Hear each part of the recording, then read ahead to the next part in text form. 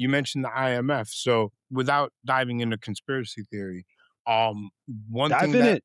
one thing that Venezuela and Iran have in common, they have Mhm. 0 IMF loans. That's a good one, brother.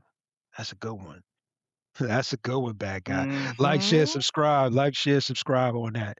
You know what I mean? Give it a thumbs up. I So, think I think I Libya also had 0 IMF mm, loans. You'll find if you look at countries and what they owe the IMF, the less they owe, the more likely they are to be attacked. Or hold on, I'm sorry.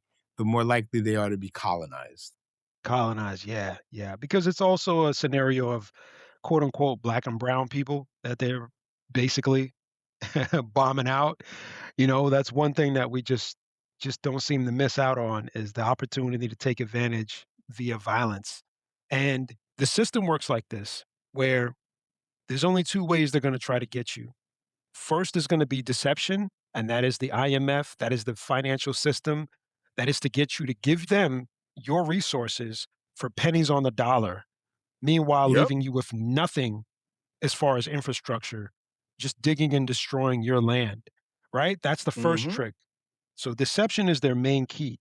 But if they can't deceive you, the next step is violence. And that's the Well avenue we're at right well, now. that's the inevitable next step because deception can only last but so long. It's after a while, it's hard to tell people who have shit to eat that they're eating caviar.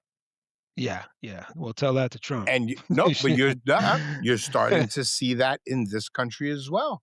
Hmm.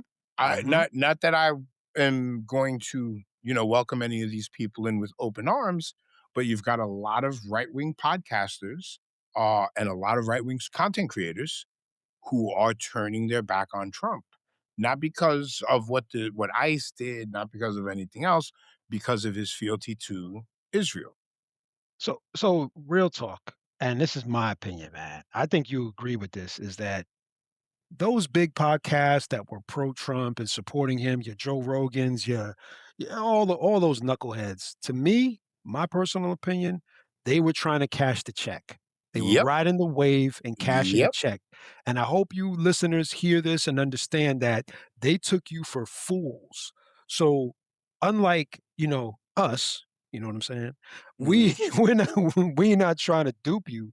We're just being straight up honest with you, and you can look up the stuff that we speak about regardless, because we'll always give you book recommendations and articles. But those guys were looking for the dough, and they got the money because when they went on these Joe Rogan and all these other big name podcasts, Yeah, they paid to they get on.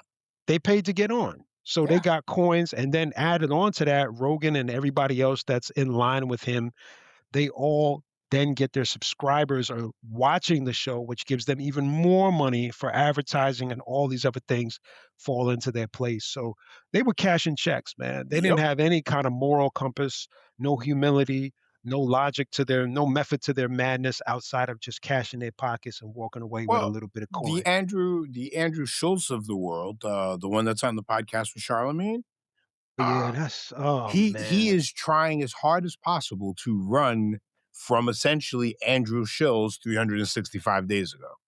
Oh man. Because Yeah. if you watch him in the run up to the election, saying that he was anti Kamala is putting it light, Basically. right? He's That's being politically correct about it.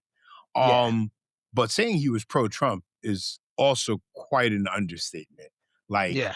Yeah. uh, they were dick riding, for lack of a better phrase. They were dick riding. And look, if your goal is to get You a check, right? You want to jump on the popular bandwagons. And that's what a lot of your social media content creators do.